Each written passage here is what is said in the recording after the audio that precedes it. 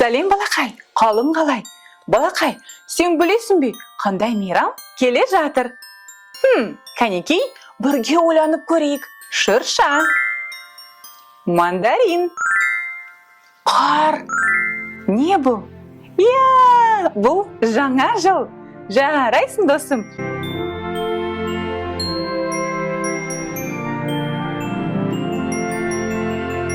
Ендеше, бүгінгі қорабымыз ерекше болсын. Жаңа жыл қорабы. Ал, сиқырлы қорапты ашуға дайынсың ба? Ендеше бастайық. Сиқырлы қорапта не бүгін бар? Сиқырлы қорапта қандай ғажап бар? Уау, балақай қарашы. Бұл шыршаның бүршігі екен. Қандай ол әдемі, сүйкімді, қарашы. Шыршаның бүршігі қандай фигураға ұқсайды? Кәнекей, салыстырып көрейікші. Шыршаның бүршігі конус. Ұқсайды ма? Ұқсайды екен. Жарайсың, досым. Қарашы, балақаймен. Қандай шыршаның бүршігін таптым. Бұл біздің бірінші бүршігінен үлкен екен.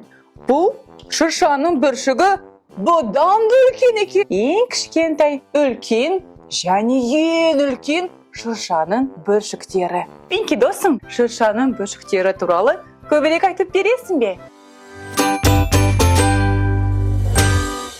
Шыршаның бүршігінде көптеген пайдалы заттар бар. Олардан тіпті өте дәмді варенье және бал жасайды. Шыршаның бүршігі жануарлар мен құстардың қорек көздерінің бірі болып табылады.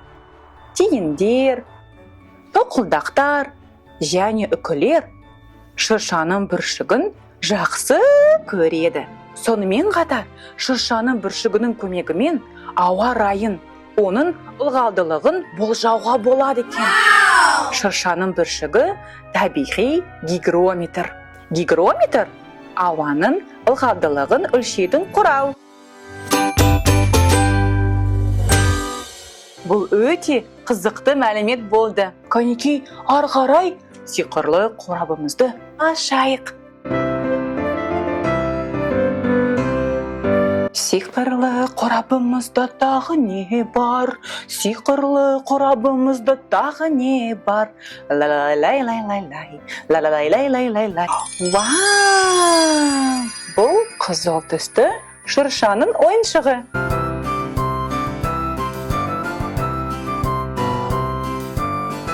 Біз бұнымен шыршаны безендіреміз. Шыршаны әдемі сұлу қыламыз. Менде бір керемет ой пайда болды. Кәнекей, біз қазір бірге шыршаның ойыншығымызды өзіміз жасап көрейік. Білесің бе, бұны сен өзің жасай аласың. Мен саған қазір көрсетемін.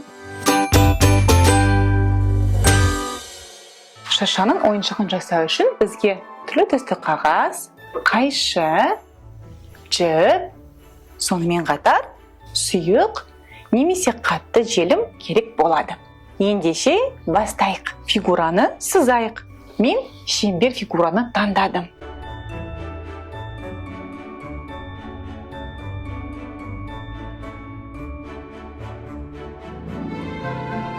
Шеңбер фигурасы пайда болып бара жатыр менде.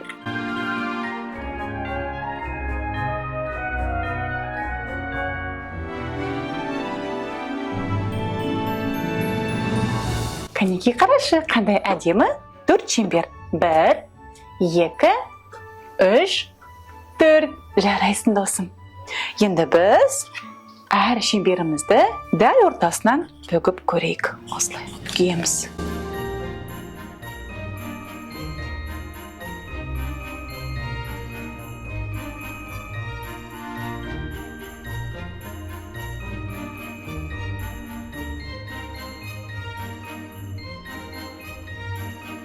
Қатты басып күтеміз.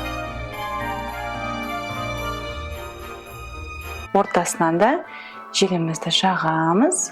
Көбірек жағып көрейік, я?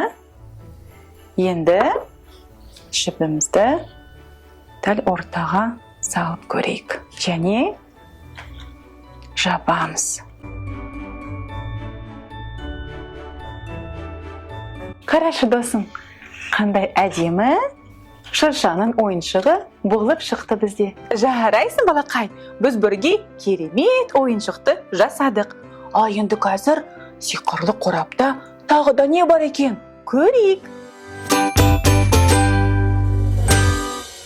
Сиқырлы қорап, сиқырлы қорап. Кім сиқырлы қораптан шықты? Мүйізі бар. Таныдың ба?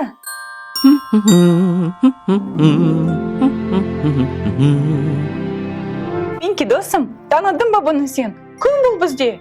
Бұл бұғы екен. Бірақ та жай ғана бұғы емес. Аяз атаның көмекшісі екен. Вау!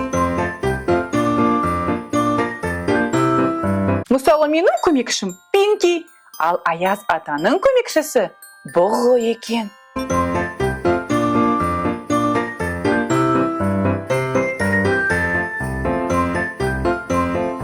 Бұғылар Аяз атаның шанасымен байланысты болады.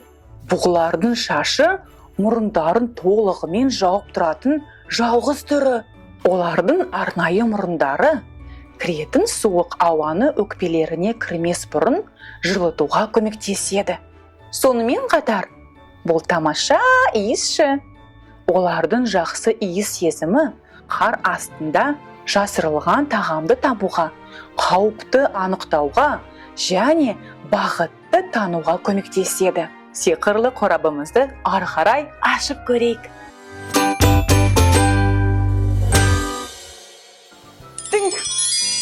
Бұл не? Бұны сен өте жақсы білетін шығарсың. Бұл мандарин.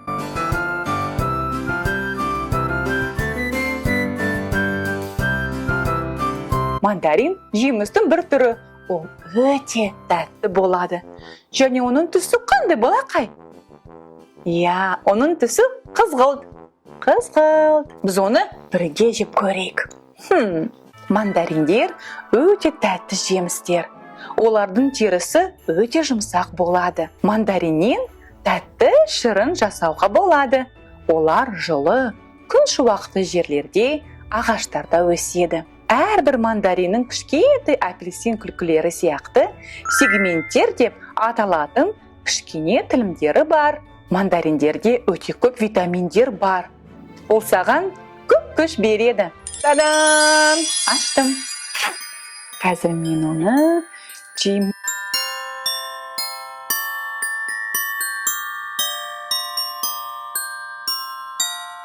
Білесің бе, Пинки, маған мандариннен жасалған шырын өте ұнайды. Менде керемет бір ой пайда болды, балақай. Кәнекей біз бірге мандариннен шырын жасап көрейік. Шырынды жасау үшін мен осындай құралымды қолданамын. Мандаринді екіге бөлемін. Пинки, дайынсың ба? Басып бұраймыз. Осылайша. Оған енді кішкене күш керек. Екінші бөлігімізді алып, шырынымызды жасаймыз қазір. Ашып көрейік. Бокалымды алып. Көп емес, бірақ та бізге жетеді. Пинки, ішіп көресің бе? Қанеке берейік оған. Ұнап қалды ма саған? Балақай, саған бүгінгі ерекше жаңа жыл сиқырлы қорап ұнап қалды ма? Маған да өте ұнады. Ендеше келесі кездескенше, балақай.